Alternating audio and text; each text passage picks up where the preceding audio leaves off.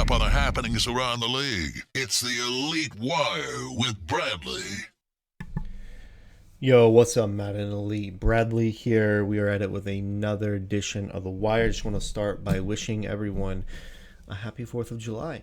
It's been a little bit since we've done one of these wires. We didn't have one last weekend because before last weekend, we had our Super Bowl late in the week, and we did a Super Bowl preview show before the bowl. So we did that, took that weekend off, and now we're back at it. I'm not sure if we're going to have a video next week, but we will have content through the rest of July. Speaking of that content, it's already filmed and recorded. Just waiting to publish it. I had the opportunity to sit down with a couple of people. We did a couple interviews. I sat down with Timbo from the MSR and also Nate from the OMFL. So picked their brains a little bit, and those interviews will be coming out in later this month, later in July, because it's July 4th at the time of this recording. So again, happy 4th of July. This is our first show that we've done since the wrap up of the league. And at the conclusion of every season, we update our social media banners and our Daddy League banner, and to basically commemorate the champion, the current champion, the new champion. And since we've wrapped up for the end of the cycle, our current new banner, I geek out every time I look at this, but it has all 5 of our Super Bowl championships on there. A lot of leagues, I feel like at this point in stage in the Madden community, leagues do a really good job of recording their history. I don't want our history to just be recorded. I want it to be meaningful. Leagues, they record and they know who their Super Bowl winners are, but once it's done, a cycle removed, what does it mean? A lot of times, I think a lot of times in a lot of leagues, the champions are forgotten. I don't want what our champions did. I don't want what our champions did this cycle to be forgotten, because there were a lot of incredible stories. Season 1, Beeman winning the inaugural bowl, really set a high bar and established himself as a top player in the league who would go on to make 2 more Super Bowl appearances. Fun guy with the ultimate Cinderella story. OC going in, nobody gave him a shot against Beeman's Death Squad, but OC pulled it out and made a name for himself. J-Mac went up against Beeman's Death Squad as well, with a team that didn't even have a 90 overall active player in the Super Bowl. And Kanyu, our current and newest champion, what he did is absolutely impressive. And this is a graphic that we've looked at multiple times through the course of season 5. But you look at that, Kanyu's strength of schedule should have been a death sentence. His strength of schedule was a .590. And if you're familiar with strength of schedule ratings, you know that this rating is absolutely ridiculous. You can look at the strength of schedule ratings for the IRL, NFL. There's no team that even has a strength of schedule close to .59. Kanyu went into this season with a schedule that should have been a death sentence, but he made it happen and he earned that bowl. Some exciting stuff. In the coming days, I'm going to be sitting down with all 5 of our Super Bowl champions, and we're going to be running it's kind of like a panel discussion with them. So I'm super excited to do that. I'm really looking forward to it. And we've talked about how we're going to have team reveals in August. That Super Bowl champions panel is going to be a part of that team reveal. We're going to be recording it here soon, but we're going to wait until the beginning of August to post it. And in that show, not only are we going to pick the brains a little bit of our Super Bowl champions, but we're also going to reveal to them the teams they have. And I think most of our guys know how we're doing the team reveals. It's going to be a lot of fun. The team reveal project is done. It's done and it's ready to go, but we're waiting until August to make all that stuff public. So it's going to be fun, and we will be. We're going to start by releasing the Super Bowl champions, And then I believe we're just going to kind of go division by division. And I believe, don't quote me on this, but the plan as of right now is to kind of do a panel show for each of the divisions. We'll have a couple people in on the panels. Not sure yet who it's going to be. There's some ideals, but it's not concrete yet. But hopefully the plan is we're going to be doing a show per division, kind of revealing all of the divisions show by show. So it should be cool, and it will carry us through the month of August as far as content goes.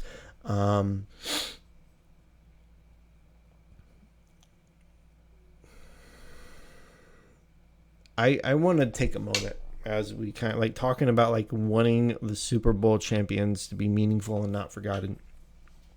I want to take a moment to really just kind of honor two of our Super Bowl champions, and those two champions being J-Mac. I'm on record a lot for giving J-Mac heat, but I want to take a moment to honor J-Mac and also Kanye. You know, a lot of times people will make excuses for why they struggle or why they come short. Two common excuses are my team sucks and that guy only wins because he has a good team.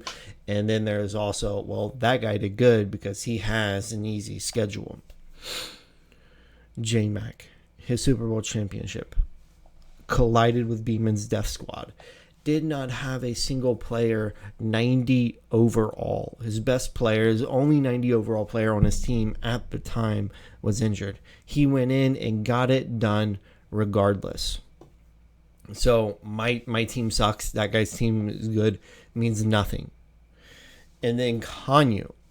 A lot of people make the excuse, well, that guy, he had a good season because he had an easy schedule. Kanye won the Super Bowl championship, the Elite World Super Bowl championship, with a strength of schedule rating of 0.590. So there are no excuses. There are no excuses. You take the cards you're dealt and you make magic happen with them, and that's what we saw multiple times. I want to shift gears a little bit, though. If you've been following what we've been doing on Twitter over the last few days, we've been, speaking of honoring, we've been taking some time to kind of go through and look at all of the players that finished the cycle at 99 overall. And the focus of today's wire, I want us to go through and look at all the players that finished 99 overall. There are spoilers. There are 37 of them. And it's going to be a lot of information to digest. So after we look at all of the 99 overall players, all the players that finished 99 on the cycle, we're going to cycle through some information regarding these 37 players. We're going to look at how many players per team, and we're going to look at how many players per position.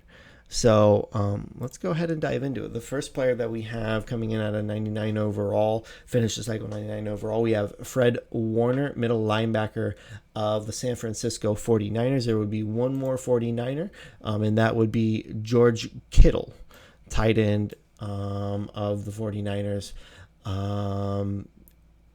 The Bears had one player finish 99 overall, middle linebacker Roquan Smith. While the Bears had one player, the Bengals also had one player, that one player being running back Joe Mixon. The Broncos struggled a lot through the cycle, but they did finish the cycle with two players, 99 overall, one of them wide receiver Jerry Jeudy, and also left tackle Ronnie Stanley. The Browns as well, still in the AFC North, or from the AFC North, would finish with two players at 99 overall. The first defensive end, Myles Garrett, and the second running back, Nick Chubb. The Buccaneers would make a trade for Aaron Donald, move him to defensive tackle, and at the end of the cycle, he would be sitting at 99 overall. The Chiefs would put on a clinic, and they would end up finishing with 499 overall players, the first one being Calvin Ridley, Patrick Mahomes, Saquon Barkley, and Tyreek Hill. And I think Brad really needs commended for this, right? Two of these players, Calvin Ridley and Saquon Barkley, would be key offensive players that Bread would bring in through trades. Unfortunately, Bread wasn't able to make anything further happen with this this powerhouse team that he built. The Colts would finish with 199 overall player Quentin Nelson, left guard. The Falcons would bring in Lamar Jackson, who would finish the cycle at 99 overall.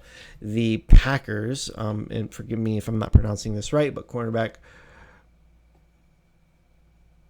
I don't know how to pronounce his first name. So, cornerback Alexander would finish this season or the cycle at 99 overall.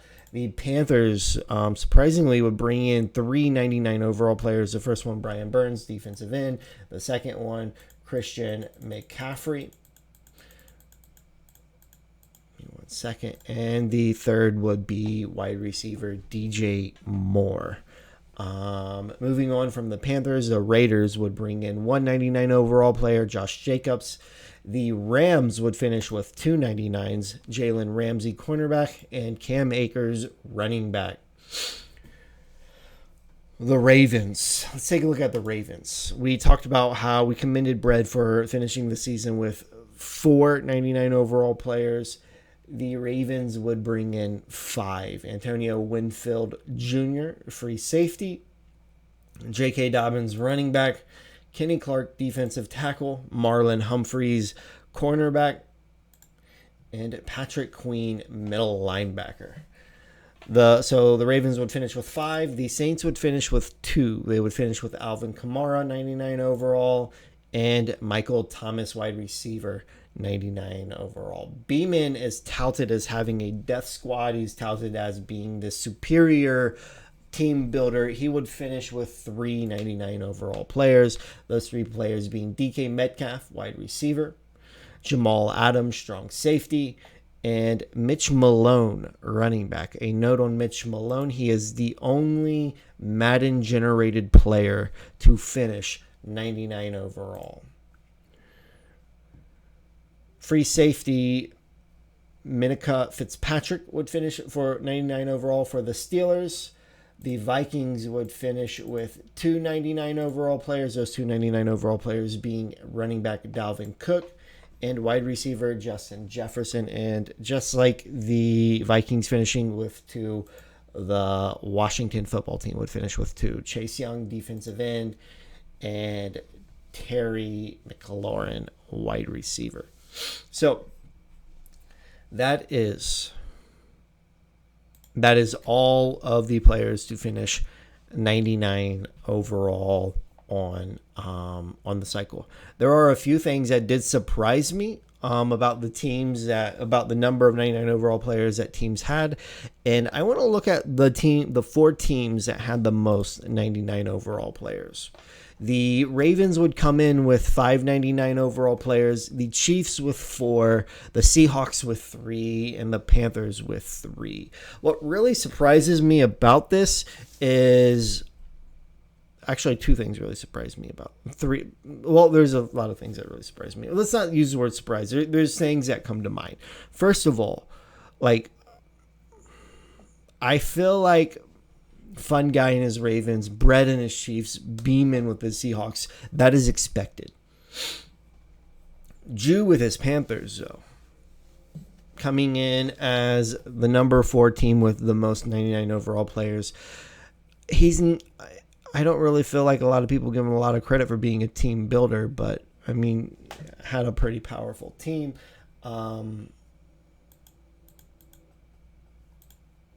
Brian Burns, Christian McCaffrey, and DJ Moore. So major hand clap, round of applause for Jew. Beeman, what I think about when I see Beeman with 3, I feel like Beeman is touted as like the master team builder, right? He only had 3 players at 99 overall.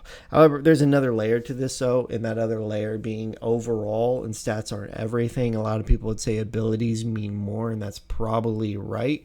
I thought about going through and making a list of like what all teams had X factors, right? And maybe there's something we'll do if this video does well. Maybe we will throw up another one and look at all the X factor players that are out there, right? And Beeman is touted as, like, when you speak of Beeman and his team building, his players, from what I understand, are just overflowing with abilities. Bread with 4. We talk about like the importance of team building, but I mean, what's it mean if you don't get anything done? Like, Beeman or Bread has those 499 overall players. He has an amazing team, but in the end, he didn't get it done. Chuck, 599 overall players. Tip of the hat, sir. Tip of the hat. That is absolutely fantastic. That is amazing.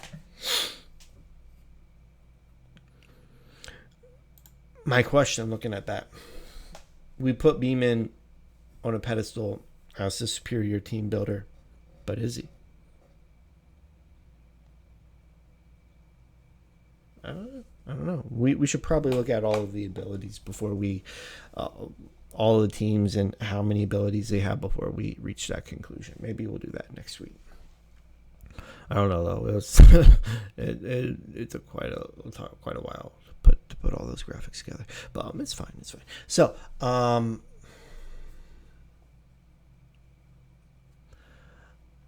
let's look at a positional breakdown. We looked at what team, or the teams that in like their 99 overall players, but let's look at a positional breakdown. Tight end wise, there was one tight end in the league at 99 overall. There were 2 offensive linemen at 99 overall. There were 2 quarterbacks at 99 overall. There were 3 linebackers, all middle linebackers at 99 overall. Defensive line wise, there was a total of 5 defensive linemen 99 overall.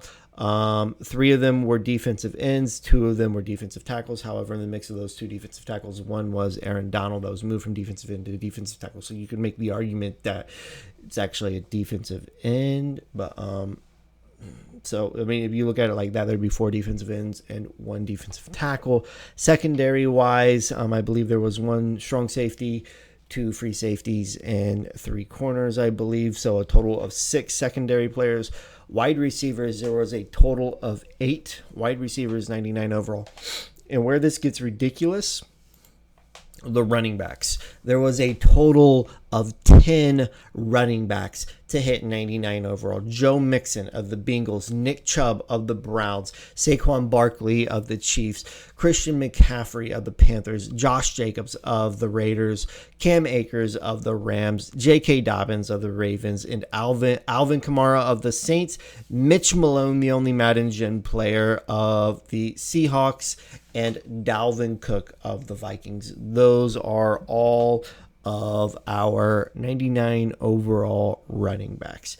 A discussion that I've seen pop up in regards to the upcoming Madden is how overpowered is it going to be? How easy is it going to be for guys to like team build and like buff up their teams and build death squads, right? You look at this here, 10 running backs, 99 overall. Like I think we're already there. I mean, is that a little OP maybe? Like I don't know. I mean, it is what it is. Like, I'm not proposing like changing anything. I like to run things as they are. I'm not really. I know a lot of people don't mess with like sliders and stuff, but let things be as they are. Though I say that I think the only sliders I've ever used in a CFM are sliders that adjust the experience given to where things will supposedly end up matching, statistically matching like the skew of overall ratings at the end of the cycle to how it is at the beginning of the cycle. And there was a guy a couple cycles ago, it was maybe an Operation Sports thing, but he did like a bunch of like 20-year sims and he tweaked a bunch of sliders and he got playing with them until like the numbers mirrored like what they were at the start of the cycle. But there are some questions around that. I mean, how does that really like apply towards a 32-man league? Because I mean, you're simming, and then also like people will find a way to abuse things. Like if you have the slider, like you already know, if you have the slider for like the centers higher than the slider for left guards, everybody's going to move like their guys center so they get that extra experience. So I mean, there's not really a good way to navigate it. I think it's best to just kind of leave things as they are and let the game develop how the game develops. And if you end with 10 running backs at 99 overall at the end of the cycle, then I mean, you got 10 running backs at 99 overall at the end of the cycle.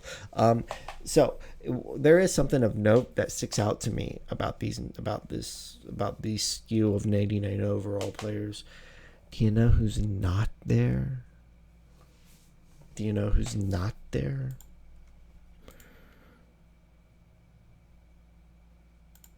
Let's look at this. Derrick Henry would finish the cycle at 97 overall. He's also 31 years old, so old man Henry. But it's fine. It's fine. It's fine.